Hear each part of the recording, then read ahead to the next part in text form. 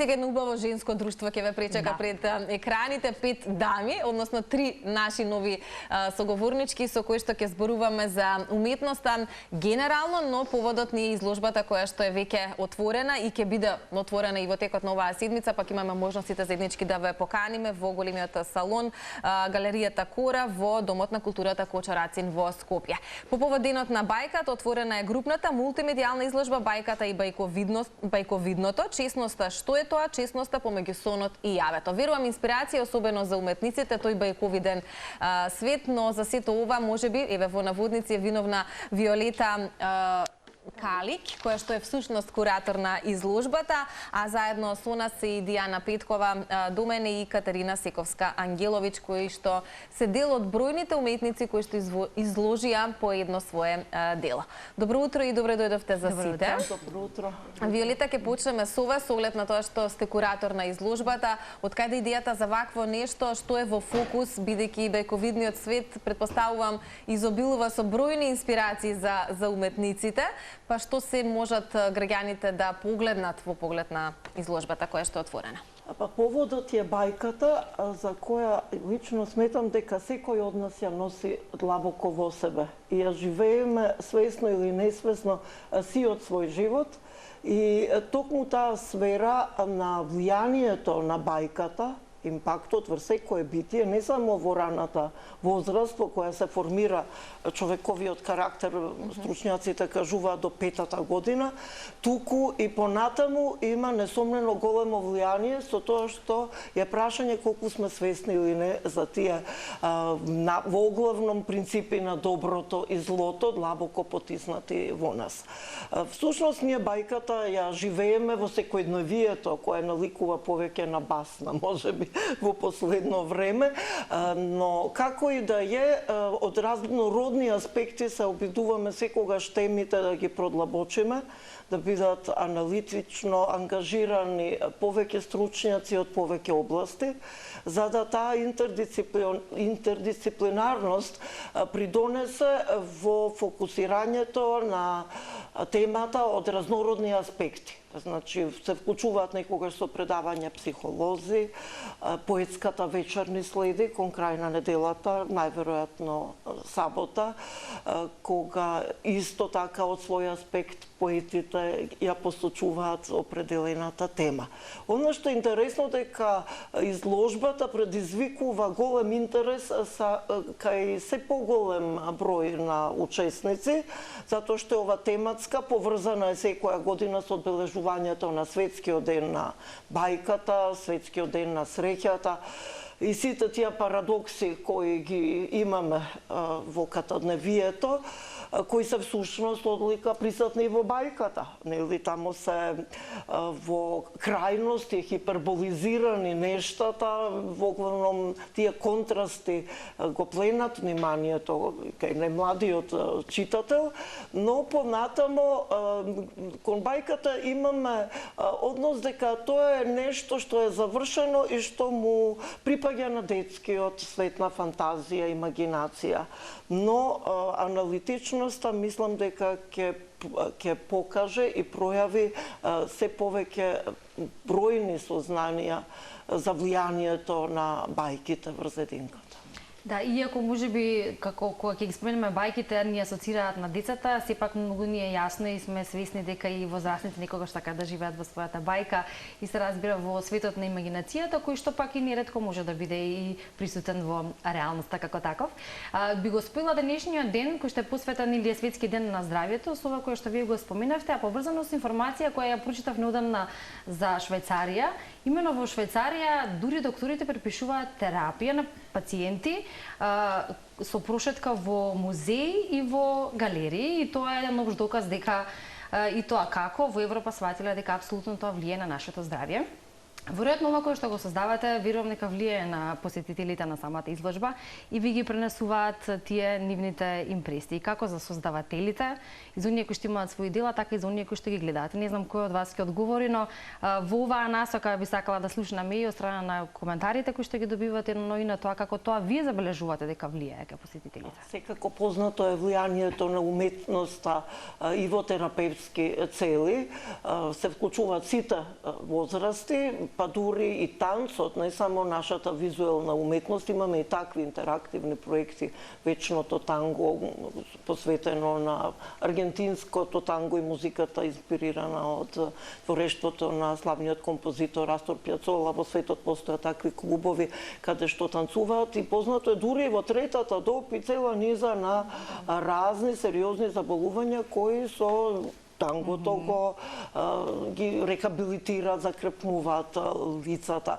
И од аспект на психолошки импакт, секако многократно е тоа колку може уметноста со својата многоуслојна и обсервација и посветеност да влијае на облагородувањето на духот, на концентрацијата, на продлабочувањето на сензибилитетот и кон себе самиот, осознавањето на својата многоуслојност, но и во релација и во диалог со општеството и со сите оние парадокси кои катадневно ги доживуваме. Оваа година затоа е под наслов Честноста. Што е тоа? Честноста помеѓу сонот и јавето. За да се присетиме на тие возвишени човекови принципи и доблести кои се некако заборавени или потиснати во времените кодекси, нормативи на условно кажано цивилизацијските дострели. Тој однос и кон најблиските, и кон општеството, но и кон природата. Таква е изложбата, изненадува со сеобилство на разнородни изрази и автохтони доживувања на оваа тема. Ајде сега да ги видиме доживувањата на оваа тема на дел од авторките. Дијана Петкова е до мене и Катерина, вие сте дел од оние од многобројните, би рекла, учесници на оваа групна мултимедијална изложба. Колку за вас бајката беше инспирација и со какво дело се представивте? За мене секако дека инспирација, затоа што јас го користам оно и другиот дел, книжевниот, и овој спој некако ми доаѓа интересен и вообичаен. Така што сакам само да напоменам во врска со ова што го кажа вашата колешка, дека и нашата клиника има склучено договор и носи клиенти, пациенти, како да ги наречам, со Музеот на современа уметност. Тоа е информација од психијатарка која што работи таму. И ми беше многу пријатно. Ова е убав момент да се дознае и во јавност. Да, треба да го истражиме, веројатно треба да биде малку поекспонирано, да знаеме дека такво нешто имаме кај нас. Затоа што нејзината ќерка доаѓаше на часови во нашето студио, па таа исто се надоврза така дека еве и ние нашите ги носиме, затоа што заклучиле дека благопријатно делува на нив. Моево дело е речен пат.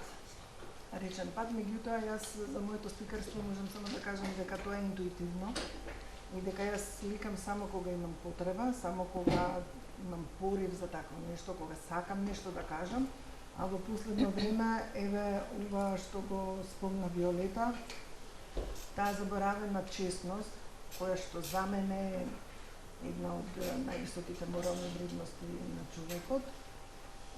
Дали заборавена, дали потисната, не знам што конкретно се случи во врска со честноста, но како да ја занемаруваме. Да не речем дека исчезната, но ја занемаруваме. Ја игнорираме, да. Ја игнорираме и се поведуваме, можеби, по некои по непријатни норми, како да ги кажам, туги норми.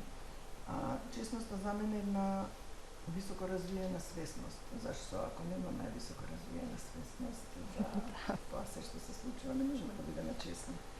И овој речен пат ми е исто така поврзан и со со средината која што ние ја загадуваме, бидејќи реката нели секогаш си наоѓа свој пат, таа си наоѓа место каде и како да функционира, да делува, да тече. Така, ги гледаме инсертите, видеата од самата изложба.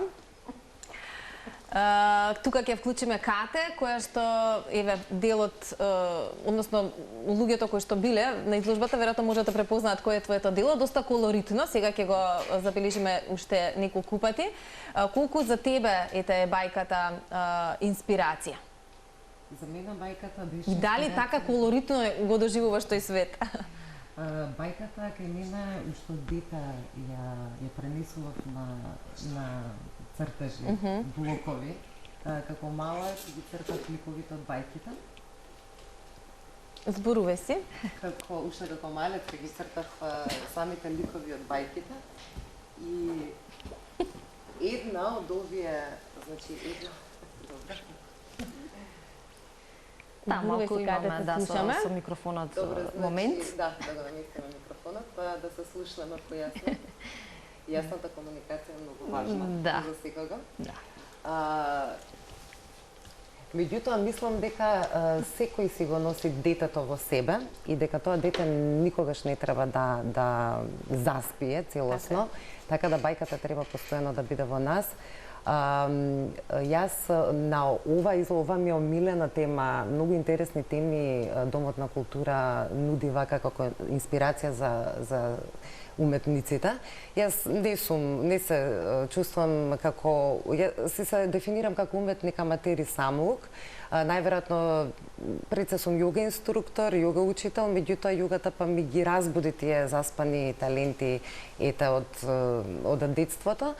И еве конкретно на ова изложба се представи со една многу колоритна слика, каде што доминира зелената боја, се гледа на сликата, која што за мене представува живот, представува радост, представува надеж, представува вечна пролет, која што девојката која што се гледа во центарот е сонува за таа еден архетип, да речам бајковиден, да речам лик кој што може да биде Ева пред падот, бидејќи сонувајќи за единската градина е насловено делото, сонува за тие изгубени вредности, за тој изгубен рај, сака практично е незиниот сон е повраток на таа изворна честност и изворна чистота, изворна убавина и внатрешен мир кон, значи може да биде и современ човек, не мора да биде девојка, нели современиот човек кој што мислам дека секој копне денеска по таа изворна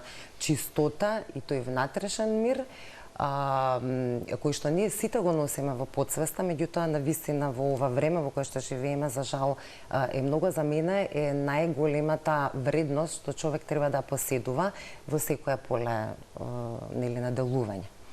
Во однос на, сакам да кажам за арт-терапијата, бидејќи нели буквално уметноста ги содржи оние елементи на ги знам преку јогата, она предмедитативна концентрација која што е навистина лековита и медитација.